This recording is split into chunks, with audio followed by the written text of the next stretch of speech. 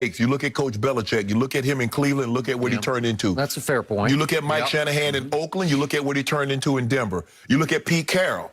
Look at Pete Carroll in Seattle, and look at his stops at the Jets and in New England. So, Skip, a lot of times guys learn from their mistakes. Tony Dungy had a tremendous career in Tampa. He goes to Indy, and he's every year they're in the playoffs vying for the Super Bowl. So a lot of times you learn from your mistakes, but also, Skip, a lot of times coaches coach the way they were coached. So maybe somebody in Jason Kidd's past, that's the way that's the way they coached him. And he thought that was the best way because Jason Kidd, Skip, for whatever people say about Jason Kidd, he's won a gold medal, he's won an NBA title, he's just had the second most assists all time. I don't know if people notice it. Jason Kidd got like 15,000 assists. He got a bunch of assists. So Jason Kidd wasn't a bum as a player. So I just think he's going to learn from his mistakes, Skip, and they asked him.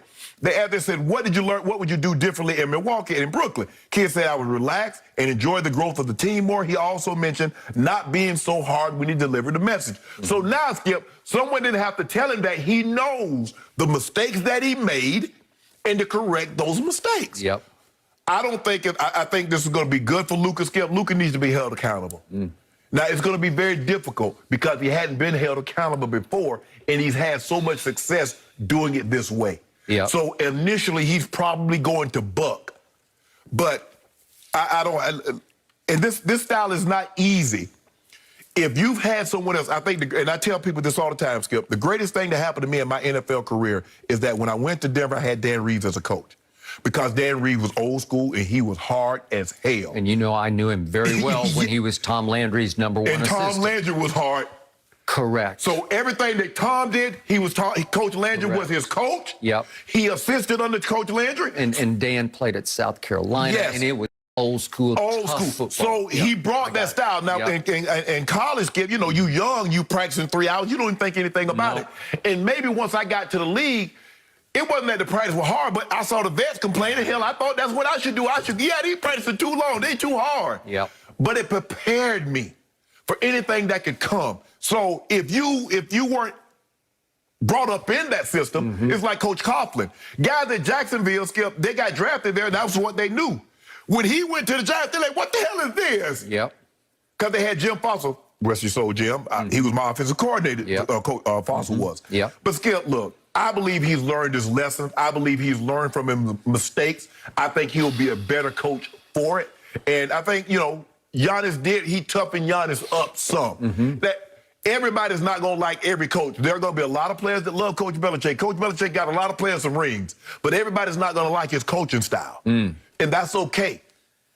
Okay, I do think, in the end, this is at least a red flag for Luka. If Luka carefully reads this, he's going to be on high alert for has he really mellowed when he gets another shot to coach us and me here? Because I was pretty shocked that Giannis included this much scathing material in his biography. And it was interesting. I'm not sure I've ever seen this before. The biographer went out and interviewed several of the other players on Giannis's teams in 2015, 16, and 17 in Milwaukee as Jason coached to get the more scathing, just disgusting details, because this is the kind of stuff for coaches today that usually get you all but put in jail, right? Exactly. This is abusive coaching behavior. But without going into the gory details, it was a Christmas Eve and they'd just blown a game and Jason didn't like their effort or the way they had performed or closed the game. And they were supposed to have Christmas Eve off, and they'd all made plans with their families. And he said, nope, we're going to practice, and we're going to practice hard. And he ran them into the ground on a Christmas Eve that they all say ruined Christmas for all. They could barely walk after this practice. I don't know how you would have accepted that. Probably not very well. We practice, Skip, we practice on Christmas Eve. Hell, we practice on Christmas Day. Okay. But football, Skip, football's different. You know how coaches talk to the players in football. You've been around it for 40 years. No, I got it. But there was one player, a backup big man named Larry Sanders, and the Giannis book goes into glorious details about Jason calling him a piece of you-know-what and a terrible player and running him into the ground. And they're quoting Brandon Knight, who's still playing in the Summer League as we speak, about how he'd never seen anything like that before and hadn't seen anything like it since Jason Kidd. And yet... So is that why he's in the Summer League? Because Jason Kidd ruined it? That's a fair point. Even Giannis talks about one incident where Jason accused Giannis of blowing a defensive assignment, and Giannis said, no, it wasn't my fault. It was his fault. And after they reviewed the game film at halftime, he was exonerated. It wasn't Giannis's fault. Right. And Jason Kidd was still so mad at him, he benched him for the entire second half. Now, to your point, Jason says, I've learned my lessons. The building has to be fun. Right. Well, those teams weren't terrible. They didn't just completely quit on Jason because they made the playoffs 2 of the first 3 years. It was decent. It was good. And then Giannis credits Jason for, quote unquote, pushing him hard. Right. That made him a better player. And he also started using Giannis a little bit at the point so he could get him more in the triple-double mode, because he said, you can pass the basketball. Right. You know, let's make you an all-around player. Right. You're not just a post player. So Jason, he credit Jason for help toughening him up, making it, but then the same breath criticize it. Well, I don't know why you would include all of this in this book. It's a little, I'm not going to say it's out of bounds. It's just, it's highly irregular. Right. You know, you just don't see this much. Right. But at least he comes out of with the positive notes. I credit him for helping. Because normally, Skip, you guys write a book, it's years past, it's not so close. I know, it's now. right. And Jason Kidd is like, still here. So normally you get down the road a little ways before you write a book. But think about it, Skip. Guy just won a title, 2-time MVP. It might not get any harder than what it is right now. Riding high. The iron is hot, and he struck. Yeah. Okay. So now we fast forward. So Jason gets another job, and it would have been interesting. What if this had come out during the coaching search? Would Mark Cuban have paused a little bit? But I would like to think that Cuban knows Jay Kidd's personality. He's been there. Do you think Mark was completely aware of all that transpired in Milwaukee? Maybe. Yeah. I know Jason Terry, we've had Jason on the show, and he's talked a little bit about how rough Jason Kidd was. And maybe Jason, who obviously won the championship with Mark, maybe he's filled his ear with Jason. But you have to understand, Skip, Jay Kidd came up in the 90s. He came up with that old school hard basketball. Totally agree. But I think Jason Kidd being around LeBron, being around Anthony Davis, having bona fide superstars and understanding how you have to talk to those guys, it's a different era. It's a different time now, Skip. Okay. And so the things that you said and the things that you did back then is not going to be tolerated now. All right. So now he is coaching maybe the ultimate diva young superstar in this sport. His name is Luka. And Luka can be difficult because Carlisle and Luka clearly clash. Yeah. And Luka didn't like however hard Carlisle was trying to coach him, because Rick is pretty old school. He came up the hard way, the tough way. He came up in the 80s with no championship Celtics, right? Yes. And so I think Rick learned you push a little bit, and he's just going to push completely back. Right? He thinks he knows it all because he does know a lot, and he has high IQ. Well, yeah, because think about it. Mark Cuban says, Rick Carlisle's our coach. Rick Carlisle said, no, I'm not coaching. I'm going to Indiana. Correct. Okay? So Luka, I think, is very difficult to coach. Yeah. Luka will pout on the floor. He'll occasionally pout on the bench. I'm not taking anything away, because he has great potential, and he's realized a lot. No, he ain't got no potential. He's showing it. Ain't no potential there. We know. We know what it is. Now, shoot. Old baby Bird. You mean maybe Bird? Yeah. Baby. Okay, he and his new coach will have one thing in common. Neither of them could shoot, because when I was covering Jason in Dallas, I nicknamed him Asin Kidd because there's no J in Jason. But guess what? Win.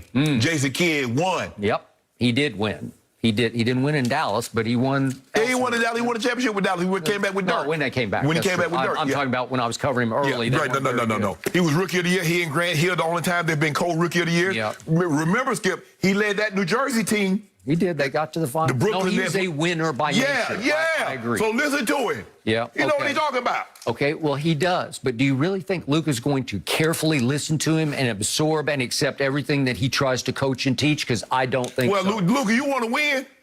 Are you trying to win, or you just want to get these numbers? Okay, I mean, because you're sensational. But at the end of the day, there have been a lot of sensational guys that didn't win, that don't get the credit that some of the guys that's less talented and less fortunate get more credit than because they won. The choice is yours. Now, you're going to say, oh, man, look at those stats. But what made Larry Bird exceptional? Larry Bird won.